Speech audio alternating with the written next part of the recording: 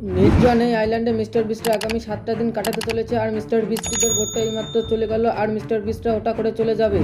আচ্ছা, এখানে প্রাকৃতিক সৌন্দর্যের অস্তিত্ব থাকলেও গত 250 বছরের জনমানবের অস্তিত্ব নেই। মিস্টার বিস্ট বলল আর 4 ঘন্টা পর সন্ধ্যা হয়ে এখানে খুব গরম, এক্ষুনি আমাদের একটি শেল্টার বানাতে হবে। এখানে তো ক্যাম্প বানাতে পারি, জায়গাটা অনেক সুন্দর। আমরা জিনিসপত্রগুলি রেখে কাঠ আনতে যাচ্ছি আর তোমরা দুজন ক্যাম্প বানাচ্ছি।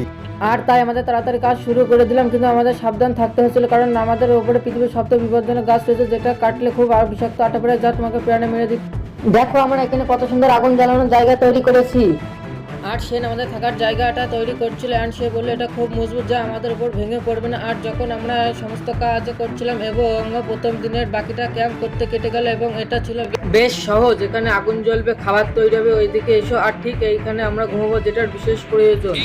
আর সূর্য ডোবার আগে সমস্ত কিছু তৈরি করে নিয়েছিলাম একটা জিনিস ছাড়া, সানস্ক্রিন দিয়ে কি আগুন জ্বলে। প্রথম দিন শেষ হলো, এখন মিস্টার বিস্ট এখন ঘুমোবে।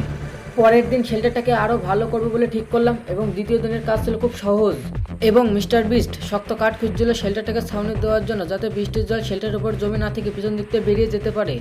আমরা শেল্টার বানাচ্ছি, ওইদিকে ম্যাক আর নোনাল নারকল পাড়ছে। এটা কিন্তু বড় ছুরি, একটু সাবধানে, নারকল কাটছে, পড়েছে, এটা দারুণ খেতে।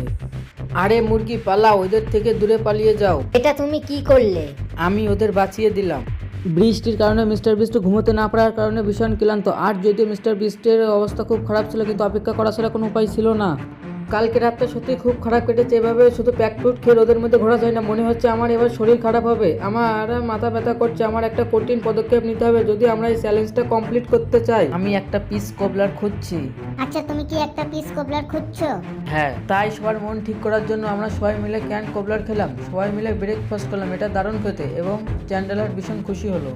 আচ্ছা, মিস্টার বিস্ট ডিসাইড করেছিল যে 6 নম্বর দিনটা কিভাবে সেলিব্রেশন করবে একে অপরের সাথে মজা করে। আরে এটা তো খুব গরম। আর আমি অনুভব করতে শুরু করলাম যে যদিও আমরা অনেক কষ্ট সহ্য করেছি আর আমাদের চ্যালেঞ্জের 6 নম্বর দিন অবশেষে শেষের মুখে।